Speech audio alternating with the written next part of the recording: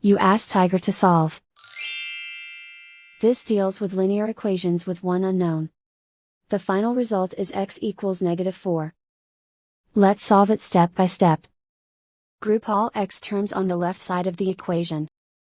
Subtract 2x from both sides. Group like terms.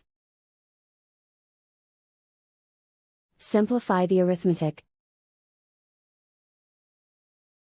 Group like terms. Simplify the arithmetic. Group all constants on the right side of the equation. Add 3 to both sides. Simplify the arithmetic.